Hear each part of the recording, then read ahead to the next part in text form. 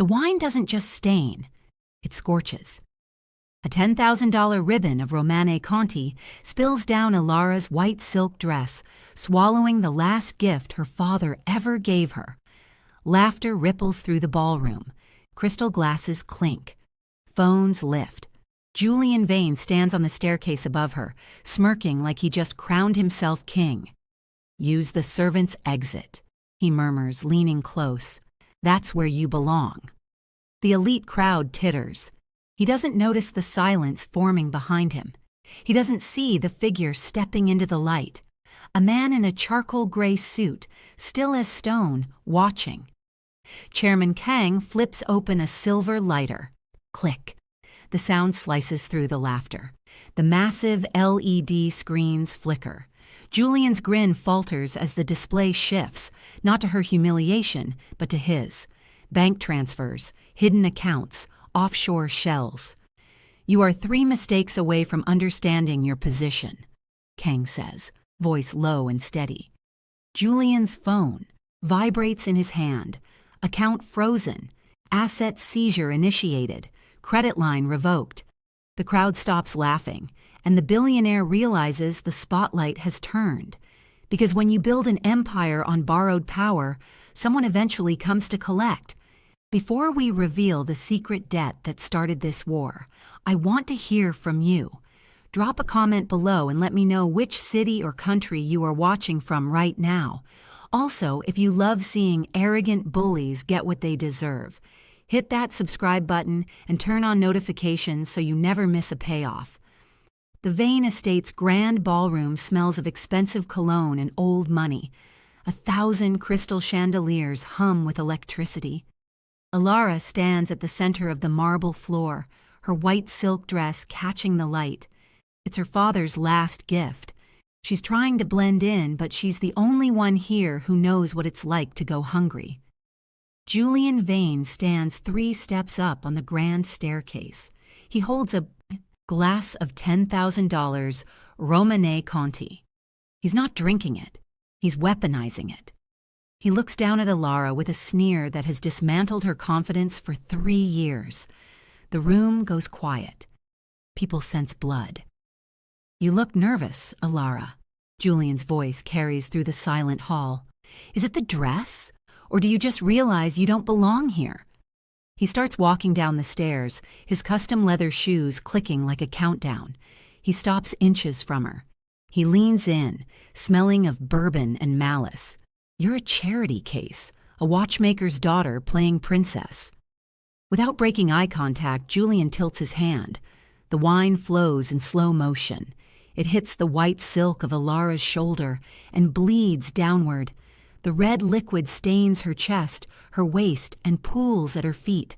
It's cold, visceral. It feels like a physical wound. The crowd doesn't gasp. They laugh. A soft, rhythmic tittering of the elite watching a commoner get put in her place. Elara's breath hitches. She looks at her reflection in the polished marble. She sees a girl who is socially dead. Julian leans closer, whispering so only she can hear. "You're too clumsy to be a socialite, Elara. Clean yourself up and leave through the servant's entrance. It's more your speed." He turns to the crowd, raising his empty glass as if he's performed a miracle. "To the Vane Estate," he toasts, "where we keep the riff-raff in their place." Elara stands frozen. The wine is soaking through to her skin now, a cold reminder of her humiliation. She looks for a friendly face, but she sees only cameras. Phones are out. They aren't helping. They are recording. This is going live. This is her public execution. She feels the urge to run, to hide, to disappear into the shadows. But as she turns to flee, she notices something. The laughter on the far side of the room has stopped. It's not because of her. A heavy, suffocating silence is spreading from the back of the ballroom toward the staircase. It's like a wave of ice. Julian is still laughing, basking in the glow of his victory, completely oblivious to the fact that the atmosphere just dropped 5 degrees. Elara looks up. Behind Julian, a man has appeared. He didn't walk in. He materialized. He wears a charcoal gray suit that looks like it was forged, not sewn. He is motionless. He is absolute. He is the shadow Julian didn't see coming. Julian's laughter echoes off the vaulted ceilings. He isn't finished with her. He signals the tech booth at the back of the ballroom. The music cuts out abruptly. The massive 30-foot LED screens, which usually display charity donors and golden graphics, flicker to a blinding white. "Since Elara loves being the center of attention," Julian says into a wireless mic, "let's show everyone her best work." A series of screenshots hit the screens. They are private, desperate emails Elara sent Julian months ago. In them, she begs for closure. She talks about her spiraling mental health. She mentions how she can't sleep because of the tremor in her hands. The text is raw and broken. One screen shows a message where she admits she has nothing left after her father's death. The crowd's laughter turns into a mocking hum. People point at the screens. A famous influencer in the front row live streams the emails, laughing about clinging to a billionaire. Elara feels the air leave her lungs. This is her most vulnerable moment, broadcast to the very people who have always looked down on her. Julian walks back up the stairs, looking like a god in his own mind. He reads a line from a screen out loud. "I feel like I'm drowning, Julian. Please just talk to me." He looks at her, his eyes cold and predatory. "Does it feel like you're drowning now, Elara? Or is that just the wine?" He's enjoying the injustice gap. He wants her to break. He wants her to scream so he can call her unstable. But Elara doesn't scream. She stands in her stained silk staring at the screens. The humiliation is so absolute that it creates a strange, hollow calm inside her. She sees the wealthy guests recording her pain, their faces distorted by the blue light of the monitors. She realizes none of these people are human to her anymore. Julian turns back to the screen to show the next leak, but the display glitches. A black bar slices through her emails.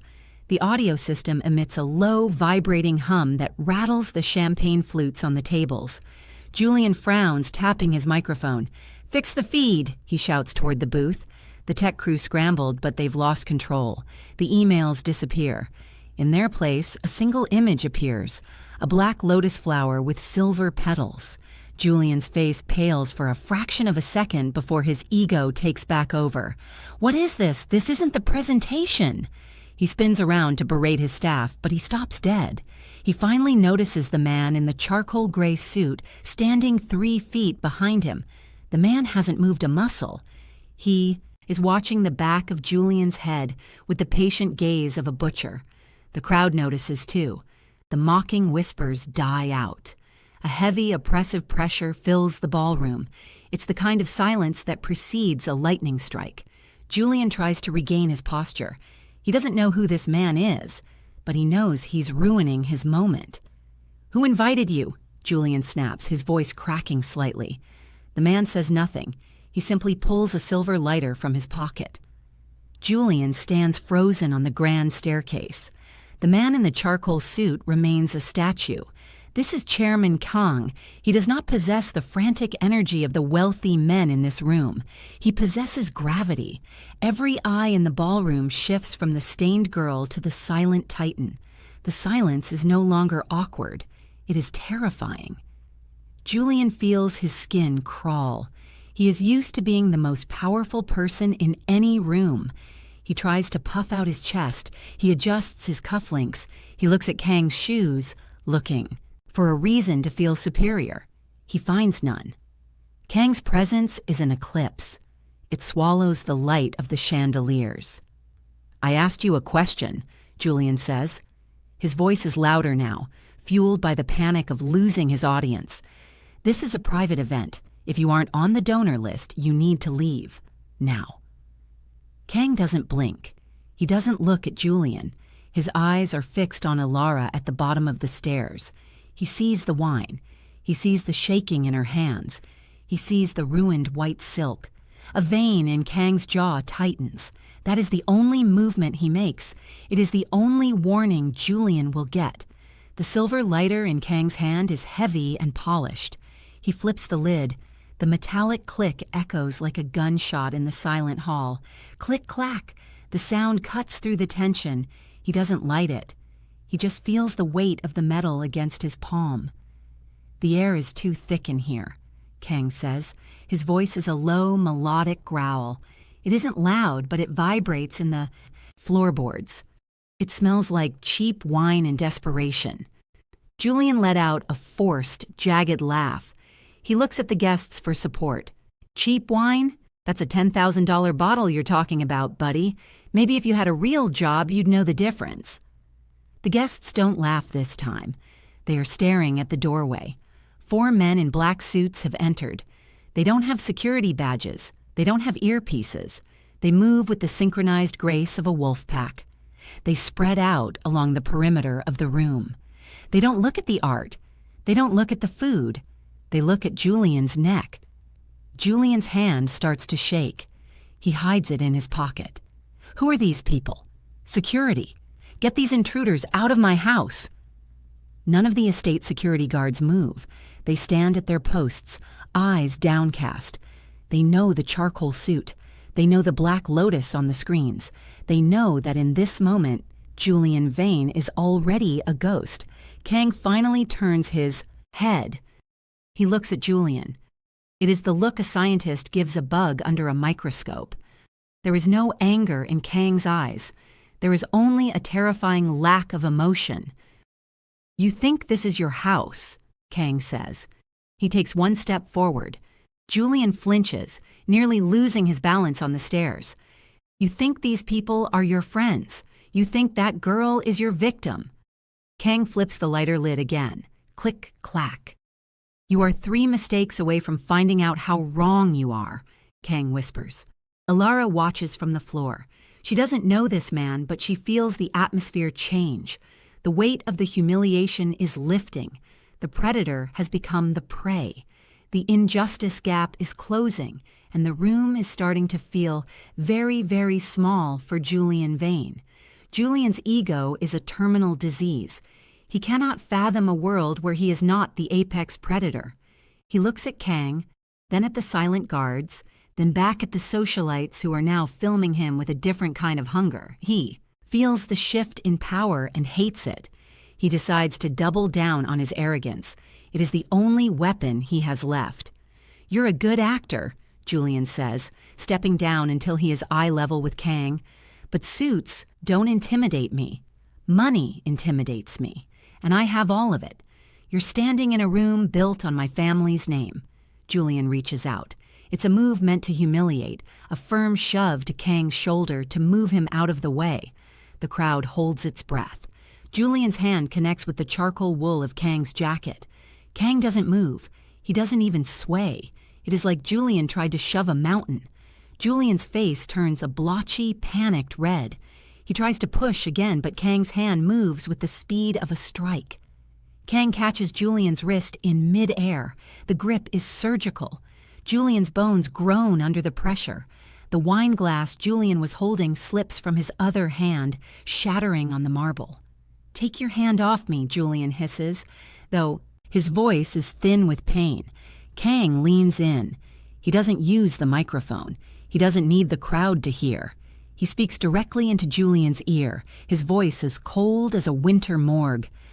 "You are standing on a grave you haven't finished digging, Julian. I suggest you stop shoveling." Julian tries to pull away, but the grip tightens. "Who do you think you are?" "I am the man who remembers your father's debts," Kang whispers. "I am the man who watched you break that girl's heart because you were bored. I am the silence that follows the scream." Kang releases the wrist. Julian stumbles back, cradling his hand. He looks around, expecting his loyal guests to intervene. Instead, he sees them pulling back. They see the way Kang looks at Julian, not with malice, but with the boredom of a man disposing of trash. The predator's blindness is starting to clear. Julian looks at Elara. She isn't crying anymore. She is standing tall, watching him fail. The power dynamic has flipped so fast the room feels like it's spinning. Julian opens his mouth to shout another insult, to reclaim his throne, but his throat is dry. Kang reaches into his inner pocket and pulls out a sleek, black mobile device. He doesn't look at it. He just taps the screen once. Phase 1, Kang says to the room. The chandeliers flicker once, twice, and then settle into a dim, ominous crimson glow. The festive atmosphere is dead. The gala is now an interrogation room. Julian's phone, sitting on a nearby pedestal, begins to vibrate violently. It's not a call. It's an avalanche of data. Julian scrambles for the phone. He sees the notifications. His eyes widen. His breath comes in short, ragged gasps. The blindness is gone, and in its place is a pure, unadulterated terror. Julian's phone doesn't just ring. It screams with a frantic, unending vibration. He grabs the device, his thumb shaking as he swipes the screen. The first notification is from his private banker. Account frozen. Suspicious activity. He swipes again. Credit line revoked. Another. Asset seizure initiated. He looks up, his face the color of ash. "This is a glitch," he stammers, looking at the billionaire investors in the front row. "A cyber attack. Don't worry, my team is on it." To prove his status, Julian turns to a server holding a tray of crystal flutes. "Give me that," he snaps, reaching for a bottle of vintage champagne. "Put it on my tab, the Vane Black card." The server doesn't move. He looks at Julian with a blank expression, then looks at Kang. Kang gives a microscopic nod. The server pulls a card reader from his jacket. "Please, Mr. Vane, verify the purchase." Julian sneers and swipes his heavy titanium credit card. The machine emits a long, harsh beep. The screen flashes red. Declined. Julian tries again, swiping so hard he nearly snaps the plastic. Declined. "Try another one," Julian screams, pulling a gold card from his wallet. Declined. The power shift is now a physical weight in the room. The wealthy guests who seconds ago were laughing at Elara now take a synchronized step away from Julian. In their world, poverty is more contagious than the plague. They see the red declined messages and recognize the smell of a falling empire. Kang steps closer, his shadow falling over Julian's trembling hands. "Your money didn't vanish, Julian. It simply returned to its rightful owners. You've been spending ghost money for years." "You can't do this," Julian yells, his voice hitting a pathetic high pitch. "I own this estate. I own the Vane name." "Check the deed," Kang says calmly. Julian's phone chimes one last time. It's an email from the land registry. The owner of the Vane estate has been updated. The new title holder isn't Julian. It isn't even a person. It's a holding company called the Iron Lotus. Julian drops his phone. It hits the marble with a sickening crack, the screen shattering into a spiderweb of glass. He looks around the room, searching for a single ally, but he finds only cold stares and the lenses of 100 cameras recording his downfall. Elara watches him. The man who seemed like a giant 10 minutes ago now looks small, shivering in his bespoke suit. The first fracture has opened, and Julian Vane is falling through the cracks. Kang turns away from the crumbling Julian and walks toward Elara. The crowd parts for him like he is a force of nature. He stops 2 feet in front of her. He doesn't offer a hand to help her up. He offers her respect by standing at her level. He holds out the silver lighter. It gleams under the red emergency lights. "Take it," Kang says.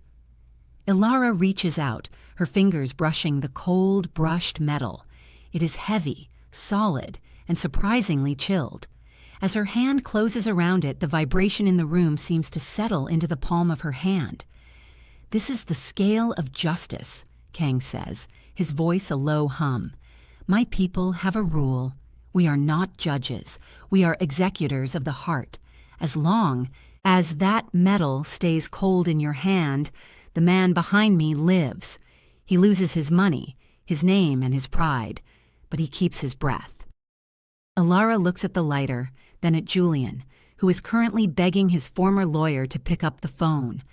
Julian looks pathetic, but the memory of the wine and the leaked emails burns in her chest. She feels a surge of heat. If your anger boils, Kang continues, the metal will react. It is high-grade thermic alloy. If it turns warm, it means your heart has demanded his end. If it turns warm, my men will take him to the basement. He will not come back out. The choice is no longer mine. It is yours. The guests gasp. This isn't just a financial takeover anymore. It's a life-and-death stakes game. The injustice gap has reached its peak. The girl Julian called Riff Raff now holds his heartbeat in her fist. Julian hears the deal and collapses to his knees. "Elara, please, we were happy once. It was a mistake. I was drunk." He tries to crawl toward her, but one of Kang's men places a polished shoe on Julian's chest, pinning him to the marble. Julian looks up at Elara, his eyes wide with the realization that his life depends on the mercy of the woman he just tried to destroy. Elara grips the lighter tighter. She feels the cold metal against her skin. She thinks of her father. She thinks of the cello she can no longer play. She thinks of the 3 years of gaslighting. The lighter is still cold, but a faint, pulsing warmth begins to radiate from the center of the metal. Kang watches her eyes. He doesn't move. He waits for the verdict. The red lights of the gala fade into the gray, rain-slicked neon of Seoul 15 years ago. A younger Kang, bleeding from a jagged wound in his side, stumbles through a narrow alley in the Mapo district. Behind him, the rhythmic metal clank of pipes against pavement signals the approach of a rival mob hit squad. He is 24, hunted, and out of ammunition. He collapses against the wooden door of a small, dimly lit shop. The sign above reads, "The Watchmaker." The door creaks open. An older man with steady hands and kind eyes looks down at the dying gangster. This is Elara's father. He doesn't ask about the blood. He doesn't ask about the gun tucked into Kang's belt. He simply hooks his arms under Kang's shoulders and drags him into the scent of cedar and machine oil. For 3 weeks, the watchmaker hides the future chairman under the floorboards of the workshop.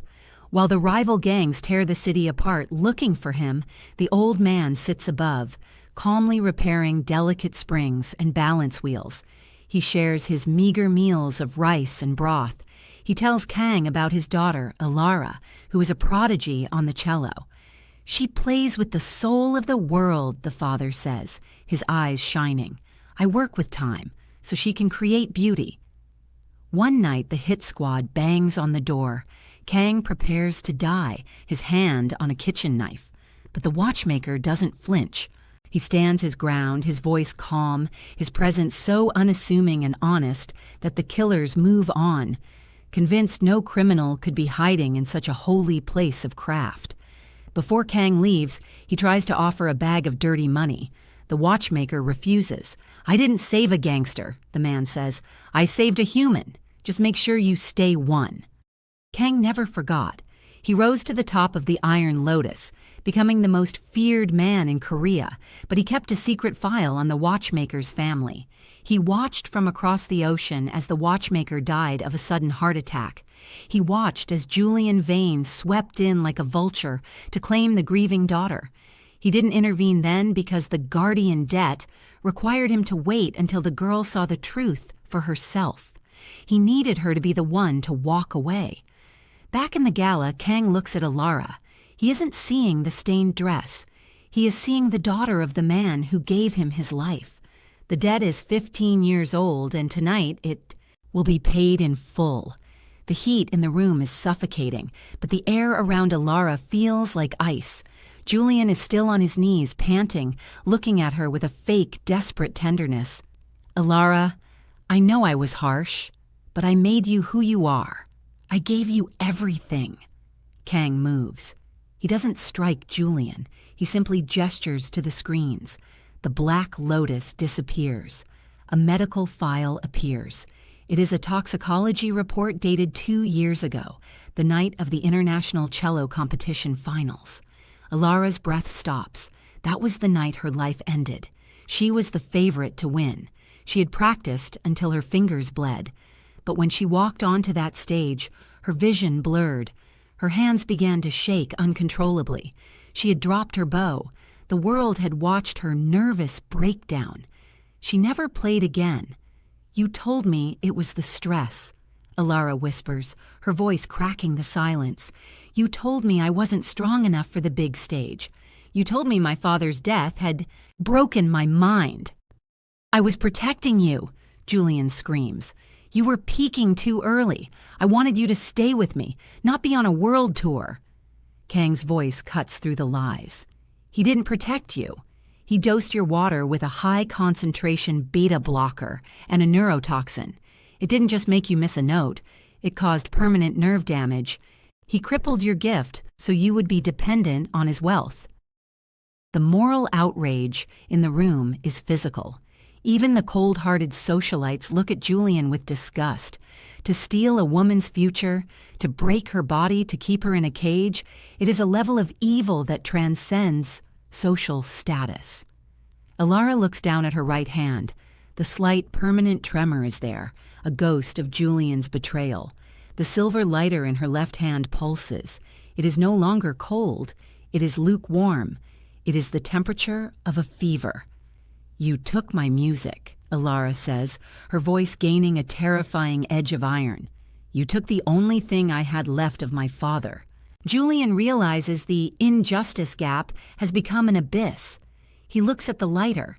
He sees the way Elara is gripping it. He sees the metal starting to glow with a faint, reflected heat. "Wait!" Julian cries out, scrambling backward. "I can pay for the surgery. I have the best doctors." "You have nothing," Kang says, stepping over the shattered glass. "You don't even have a name. You are just a shadow in a suit, and the sun is coming up." Julian tries to scramble toward the exit, but the 4 men in black suits close the gap. They don't touch him. They simply exist as a wall of muscle and shadow. Julian spins around, looking at the massive screens. He expects to see his emails again, but the display shifts. The screen splits into a grid of 16 camera feeds. Julian freezes. These aren't security cameras from the estate. These are angles he's never seen. One shows his private office from behind a bookshelf. Another shows his bedroom from a smoke detector. A third shows his car's interior.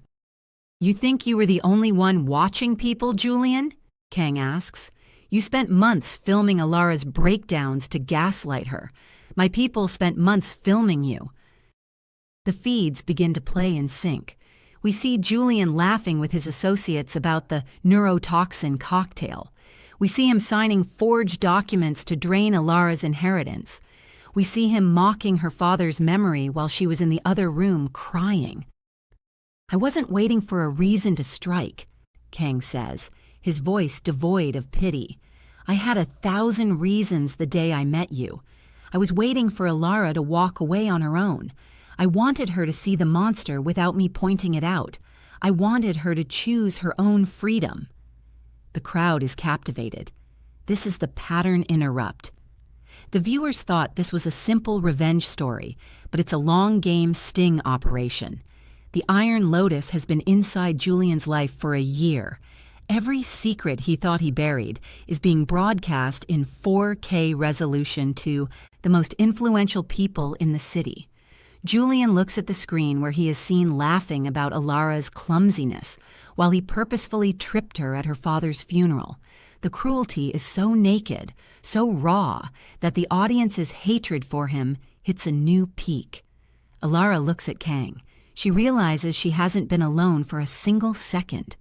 The man her father saved has been a silent guardian in the rafters, documenting every blow so she would never have to doubt her reality again. The silver lighter in her hand is now hot. Not enough to burn, but enough to remind her that the power to end this is vibrating against her skin. Julian's panic reaches a fever pitch. He scrambles to his feet, nearly tripping over his own expensive shoes. "Security! Paul! Marcus!" he screams, looking toward the perimeter of the room. His private security team men he handpicked for their ruthlessness, men he paid 6 figures to be his personal wall, remain standing by the exits. They don't move. They don't reach for their holsters. They stand with their hands clasped in front of them, eyes fixed on the middle distance. "I'm talking to you!" Julian shrieks, sprinting toward his lead guard. He grabs the man's lapel, shaking him. "Do your job! Throw these people out!" The guard slowly lowers his gaze to Julian's hand. With a calm, terrifying efficiency, he peels Julian's fingers off his suit. He doesn't say a word. He simply steps to the side, clearing a path for Kang's men. "They aren't deaf, Julian," Kang says, his voice cutting through the hall. "They just don't work for a dead man." "I paid them. I paid them this morning." "You paid them with Lotus money," Kang explains. "In our world, there is an iron law. We don't follow the person. We follow the coin, and the coin has returned home. Your security has been on my payroll since the moment you touched Elara's drink 2 years ago." The wall of silence is absolute. Julian turns to the guests, his friends, his business partners. He sees them looking at their watches. He sees them whispering to their assistants to cancel tomorrow's meetings with Vane Holdings. He realizes he is a man in a room full of people, yet he is completely alone. The social structure he built on a foundation of fear and bribery has evaporated. The wall of silence isn't just the guards, it's the entire world turning its back on him at once. Julian looks back at the staircase. Kang is still there. Elara is still there. The silver lighter in her hand is pulsing now, a steady rhythm that matches the thumping in Julian's own terrified chest. The trap hasn't just closed. The walls are starting to move in. Kang descends the last 3 steps. He doesn't look like a mob boss. He looks like an auditor from hell. He gestures to a long mahogany table near the staircase. 2 of his men place a silver briefcase on it and click it open. Inside are not stacks of cash, but a single thick ledger and a tablet glowing with live stock. Tickers. "The table of truth," Kang says. "Sit, Julian." Julian's legs give out. He doesn't sit so much as he collapses into the chair. The crowd leans in, phones held high. This is the moment of the financial autopsy. "Every empire has a secret," Kang begins, tapping the tablet. A graph appears on the ballroom screens. It shows a massive spike in Vane Holdings' profits 5 years ago. "Your father was a gambler. He lost the family fortune before he died. You didn't rebuild this company through genius. You rebuilt it by laundering money for the Iron Lotus brother who tried to overthrow me." Julian's mouth opens and closes like a fish. He tries to speak, but no sound comes out. "You stole $42 million from the Lotus pension funds to buy this estate," Kang says, his voice flat. "You stole $6 million from the charity you're hosting tonight to pay off your gambling debts in Macau. And most importantly," Kang leans over the table, his eyes boring into Julian's, "you stole the life insurance payout from Elara's father's shop to fund your first venture." The payoff hits the audience hard. It wasn't enough for Julian to break Elara. He built his throne on her father's grave. The crowd's murmurs grow into a roar of condemnation. Kang slides a pen across the table. It is a heavy, gold fountain pen. "You are going to sign the total divestment papers. You are going to return every cent with interest. If you don't," Kang glances at the men by the door, "my accountants have a very different way of balancing the books." Julian looks at the pen as if it's a venomous snake. He looks at the total divestment header. It means he walks out with nothing. Not a car, not a watch, not a cent. He looks at Elara. She is watching the pen. The silver lighter in her hand is glowing a dull, angry orange. The heat is becoming unbearable. Julian looks at the pen, then at the room full of people he spent his life trying to impress. He expects to see pity. He sees only cameras. He is no longer a man to them. He is content. He is a falling star they can post for likes. Kang stands and faces the crowd. He doesn't raise his voice, yet it carries to every corner of the hall. "Ladies and gentlemen," he says, "the man you see before you is a ghost. His accounts are empty. His name is a liability. His history is a crime." Kang checks his watch, the same model Elara's father used to make. In 60 seconds, this estate will be locked down for a federal audit. Anyone remaining in this room after that minute will be documented as an associate of Julian Vane's money laundering operation. Your assets will be flagged. Your reputations will be burned. The silence lasts for exactly 1 second. The social erasure begins with a stampede. The 500 elite guests, the senators, the CEOs, the influencers, who just moments ago were sipping Julian's wine bolt for the exits. They don't say goodbye. They don't look back. They shove each other to get to the coat check. Julian watches his world evaporate. "Wait, Senator! We had a deal on the docks!" he screams, reaching for a man in a tuxedo. The senator shoves Julian's hand away as if it's covered in filth. "I don't know you," the man hisses before disappearing into the night. In less than a minute, the grand ballroom is a graveyard of half-eaten hors d'oeuvres and spilled champagne. The silence that follows is deafening. The only people left are Kang, his men, Elara, and a barefoot Julian sitting in a chair that no longer belongs to him. "You see, Julian," Kang says, walking through the empty tables, "power is an illusion based on the belief of others. Nobody believes in you anymore." Julian looks at the empty room. The social death is complete. He is a king with no kingdom, a billionaire with no bank, and a man with no friends. He turns his head slowly toward Elara. She is still holding the lighter.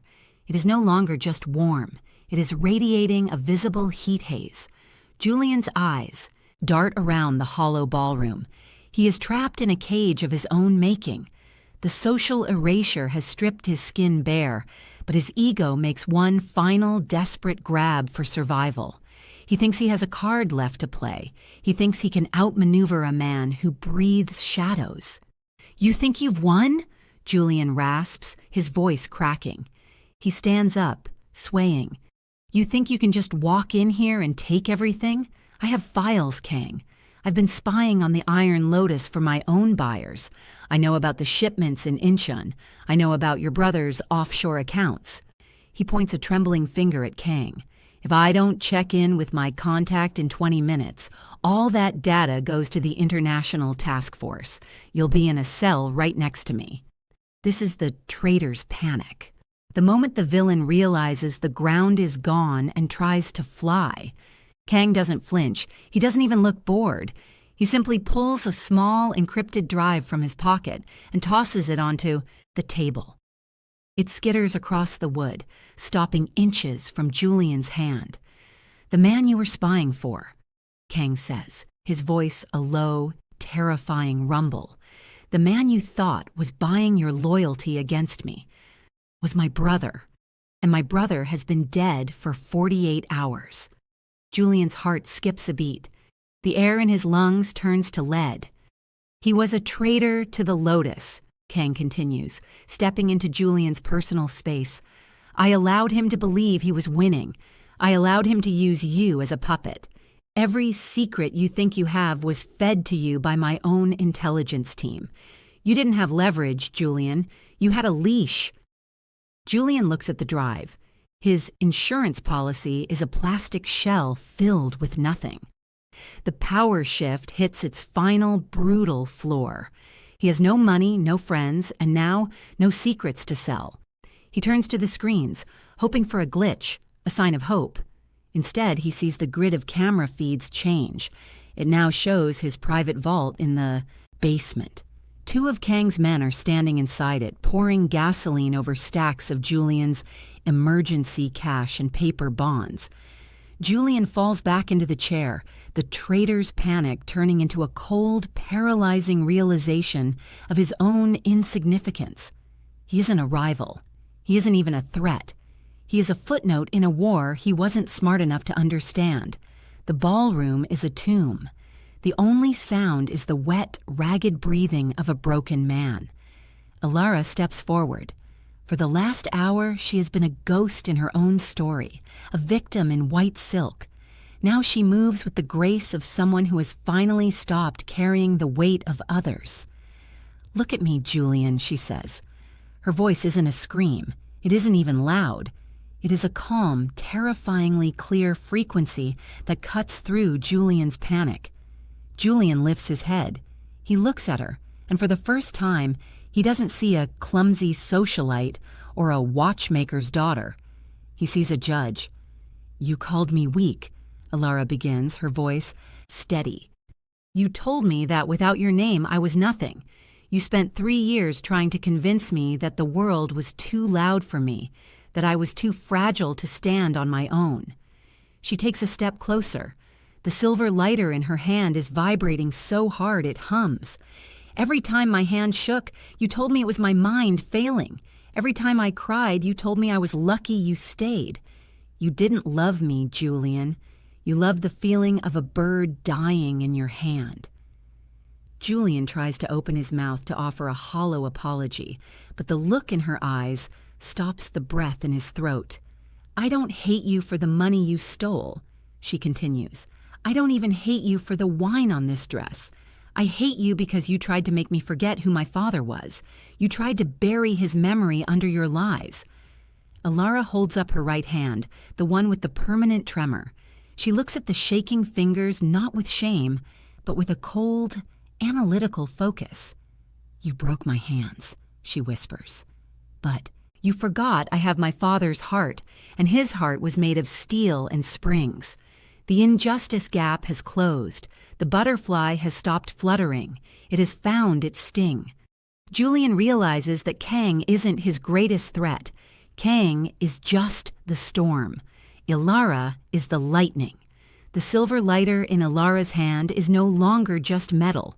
It is a live coal. A low, rhythmic hum vibrates from the casing, matching the frantic pulse in Julian's neck. The air around her hand begins to shimmer with a visible heat haze. This is the payoff the audience has been waiting for, the moment the internal rage becomes a physical force. Julian looks at the glowing metal and begins to hyperventilate. He knows the rule now. He knows that if that metal hits the boiling point, his life ends in the darkness of the Vane estate basement. "Elara, look at the heat!" he screams, cowering in his chair. "It's burning you. Drop it, please. For the love of God, drop it." Elara doesn't flinch. She grips the searing metal even tighter. The pain in her palm is nothing compared to the 3 years of cold, calculated cruelty she endured. She watches the red light of the emergency sirens reflect off the silver surface. Kang stands back, his arms crossed. He is a silent observer of the soul. He doesn't move to stop her. He doesn't offer advice. He simply watches the girl he has protected from afar finally decide the fate of her tormentor. "The choice is reaching its limit," Kang says, his voice a calm contrast to the chaos. 10 more seconds of that heat, Elara, and the debt is settled in blood. My men are ready. The basement is open." Julian falls to the floor, clutching at Elara's heels, his tears mixing with the spilled wine on the marble. "I'm sorry, I'll confess. I'll tell the police everything. Just don't let him take me." The boiling point is absolute. The viewer is held in a vice grip of tension. Will she succumb to the vengeance she deserves, or will she find a different kind of power? The lighter begins to emit a faint, high-pitched whistle, the sound of metal under extreme thermal stress. Elara looks down at the man who broke her life. He is a pathetic pile of expensive fabric and cheap lies. The heat is agonizing now, the silver turning a dull, dangerous white. The ballroom seems to shrink, focusing entirely on the inch of space between Elara's hand and Julian's terrified face. The whistle of the lighter dies out. Elara doesn't drop it, but she doesn't signal the kill. Instead, she looks at Kang. "He doesn't deserve the basement," she says, her voice cold. "That would be a secret. I want the world to see what he really is." Kang nods. The stripping begins. It is a systematic deconstruction of a man's identity. "The shoes," Kang commands. One of the men in black steps forward and yanks the $5,000 bespoke leather shoes off Julian's feet. Julian tries to pull back, but he is pinned. He is left in his socks, looking small and ridiculous on the cold marble. The jacket, Kang says. The charcoal wool blazer, hand-stitched in Italy, is peeled off Julian's shoulders. Without the structured padding of the suit, Julian's frame looks slumped and weak. The keys. A guard reaches into Julian's pocket and pulls out the heavy silver fob for the limited edition supercar parked out front. He tosses them to the floor. They skitter past Julian, stopping at Elara's feet. The watch. This is the final blow. The guard unlatches the $200,000 Patek Philippe from Julian's wrist. This wasn't just a timepiece, it was Julian's favorite trophy of success. As it is removed, Julian lets out a low, whimpering sound. "You are now exactly what you were when you met me," Elara says, looking down at him. "A man with nothing but a borrowed name and a black heart." Julian is left standing in the center of the wreckage of his gala, barefoot, disheveled, and stripped of every symbol of status he used to bully the world. He looks at his own hands, now empty of power. The social death has become a physical reality. He is no longer Julian Vane, the billionaire. He is just a man standing in a ruin, shivering in the draft of the open doors. Kang steps forward, taking the suit jacket and dropping it into a trash bin near the catering table. "The Vane name died tonight," Kang says. "Only the debt remains." The heavy oak doors of the ballroom don't just open. They are thrown back with the force of a battering ram. The silence of the empty hall is shattered by the rhythmic, heavy stomp of combat boots on marble. Blue and red strobes flash against the high windows, painting the room in the colors of an emergency. A line of federal agents in tactical gear floods the room, their weapons held at low ready. Behind them walks a woman in a sharp gray suit, holding a laminated warrant like a shield. This is Agent Sarah Miller of the Financial Crimes Division. She doesn't look at the shattered glass or the spilled wine. She looks directly at Julian. "Julian Vane," she says, her voice echoing off the high ceiling. "You are under arrest for racketeering, grand larceny, and the systematic poisoning of a private citizen." Julian looks at the agents, then at Kang. He realizes the federal storm wasn't a coincidence. Kang didn't just take his money, he prepared the evidence for the only people Julian couldn't bribe. "He did this," Julian screams, pointing a shaking, barefoot finger at Kang. "He's a criminal. He's the Iron Lotus. Arrest him." Agent Miller doesn't even turn her head toward Kang. She looks at her tablet. "According to our records, Mr. Kang is the whistleblower who provided 3 terabytes of encrypted data regarding your offshore laundering schemes. He is currently under federal protection as a primary witness. The injustice gap has become a prison cell. Julian realizes that in the eyes of the law, he is the monster, and Kang is the hero. The irony is a physical weight, crushing the last of Julian's spirit. 2 agents grab Julian by his arms. They don't treat him with the respect his name used to command. They jerk him upward, his socks sliding on the slick marble. The handcuffs click shut, a sharp metallic sound that signals the end of his freedom. "Wait, my lawyers, I have a right to a phone call," Julian yells as he is dragged toward the door. "Your lawyers resigned 10 minutes ago, Julian," Miller says, stepping aside to let the agents pass. Their retainers were paid from accounts that no longer exist. As Julian is hauled out of the ballroom, he passes Elara one last time. He looks at her, his face a mask of pure, unadulterated terror. She doesn't look away. She watches him go, her expression one of calm, quiet closure. The man who tried to own her is now just a number in a federal system. The sirens fade into a dull hum in the distance. The ballroom is empty now, save for Kang, Elara, and the 4 silent guardians at the doors. The air feels lighter, as if the departure of Julian took the rot with it. Kang walks to the mahogany table where the silver briefcase remains open. He reaches inside and pulls out a small wooden box. It isn't a flashy jewelry case. It is weathered, smelling of cedar and old machine oil. Elara's breath catches. She recognizes the scent. It is the smell of her childhood, of the tiny workshop where her father spent his nights hunched over a magnifying glass.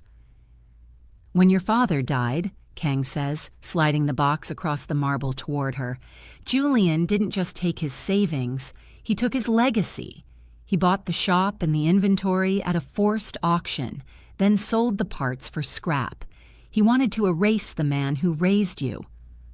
Elara opens the box. Inside lies a pocket watch. It is disassembled, its tiny brass gears and hairsprings laid out on a bed of dark velvet. In the center sits the balance wheel, gold and delicate, the heart of the machine. "Julian thought it was junk," Kang says. "He didn't realize your father was working on one final piece. He called it the Chronos Heart. It was meant for you, a watch that never needs winding because it runs on the kinetic energy of the wearer's heartbeat." Elara touches a tiny gear. For the first time tonight, her hand is perfectly still. The tremor is gone. The inheritance of time is more than just a watch. It is the physical proof that her father's skill lives on through her. "Julian tried to convince you that you were broken," Kang continues, his voice softening. "But a watchmaker knows that nothing is ever truly broken. It is just out of alignment. You don't need a billionaire to fix your life, Elara. You just need to put the pieces back together." Kang pulls a set of jeweler's tweezers from his pocket. He doesn't offer to fix it for her. He places the tool in her hand. The payoff is the restoration of her agency. He isn't the hero saving the damsel. He is the mentor returning her tools. Elara looks at the delicate components. She remembers the way her father's hands moved slow, precise, and full of love. She realizes she doesn't need to play the cello to create beauty. She is the daughter of a master, and tonight she starts the clock again. The grand ballroom feels massive and hollow. Kang stands by the tall windows, watching the last of the police lights vanish into the city fog. He turns back to Elara, who is staring at the disassembled watch. He doesn't look at her with the cold detachment of a mob boss anymore. He looks at her as a man fulfilling a 15-year-old promise. "The Vane estate is gone," Kang says, his voice echoing in the empty space. "The holdings, the shell companies, and the physical assets have all been liquidated or seized. But there is a vacuum now, a gap in the market that Julian's greed left behind." He pulls a single black document from the briefcase. It bears the seal of the Iron Lotus, but beneath it is a new name, Elara Vance and Company. "I am not a businessman in the traditional sense," Kang says, walking toward her. "I am a stabilizer. I fix what is tilted. But the Iron Lotus needs a face that the public can trust. They need someone who understands the value of a single second. They need someone who has survived the fire." He lays the document on the table next to the wooden box. "I have transferred 51% of the remaining Vane assets into this new entity.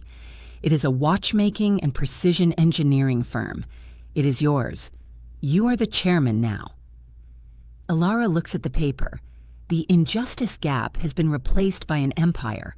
She went from being a girl with a stained dress and a broken name to the head of the most powerful new corporation in the city. "I don't know how to run a company," she whispers. "You knew how to survive Julian Vane for 3 years," Kang replies. "That is more difficult than managing a board of directors. Besides, you won't be alone. My men will remain as your security. My accountants will handle the noise. You will handle the vision." Elara looks at the black document, then at the jeweler's tools in her hand. She realizes this isn't just a gift.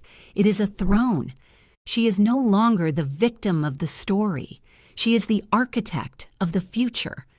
She picks up the pen, the same gold fountain pen Julian was too terrified to use, and signs her name with a hand that is as steady as a surgeon's. The new chairman is born in the ruins of the old world. Elara looks up at the massive LED screens, which are now blank and dark. She doesn't see her emails anymore. She sees her own reflection. She is powerful. She is wealthy. And for the first time in her life, she is truly dangerous. The morning sun begins to bleed through the high windows of the Vane estate, turning the red emergency glow into a pale, natural gold. The grand ballroom is a skeleton of its former self. Dust motes dance in the air where thousands of dollars of champagne once sprayed. Elara stands at the mahogany table, her focus narrowed down to a single millimeter of space. With the jeweler's tweezers, she picks up the tiny gold balance wheel. Her father's voice echoes in her mind. Steady heart, steady hands. She places the wheel into the housing of the Chronos heart. It fits with a perfection that feels like a physical click in her own soul. She replaces the back of the casing and turns the watch over. For a heartbeat, nothing happens. Then the second hand stutters, finds its rhythm, and begins to sweep in a smooth, silent circle. Tick, tick, tick. The inheritance of time is alive. Kang approaches her. He is wearing a fresh coat, his charcoal suit as sharp as the dawn. He looks at the watch, then at the woman wearing it. "It's finished," he says. "No," Elara says, looking at the sprawling, empty estate that now belongs to her. "It's just starting." She walks toward the grand entrance, her heels clicking on the marble where Julian once begged for mercy. She doesn't look at the shattered glass. She doesn't look at the wine stains. She looks at the horizon. Outside, a fleet of black sedans waits, the drivers standing at attention. They aren't Julian's men. They are hers. At the threshold, she stops and looks at the silver lighter still sitting on the table. It is cold now. The heat of her rage has been forged into the cold steel of her resolve. She leaves it there. She doesn't need a scale of justice anymore. She is the one who holds the weights. Kang opens the door for her. As she steps out into the crisp morning air, the injustice gap is finally, permanently closed. The watchmaker's daughter is gone. The chairman has arrived. She checks the Chronos heart one last time. The time is exactly 7 a.m., a new day, a new reign. Elara enters the lead car, the door closing with a heavy, expensive thud that signals the end of the old world. The Vane estate stands silent behind her, a tomb for a man the world has already forgotten. The engine purrs to life, and the motorcade pulls away, disappearing into the city where 1,000 more stories are waiting to be rewritten. What did you think of Elara's final choice? Was prison enough for a man like Julian, or did he deserve the basement? Drop your thoughts in the comments below. I'm jumping in to reply to the best theories right now. If you're ready for the next chapter of high-stakes revenge and absolute justice, make sure to hit that subscribe button and turn on all notifications. You won't want to miss our next story. Thanks for watching. The clock is ticking, and we'll see you in the next one.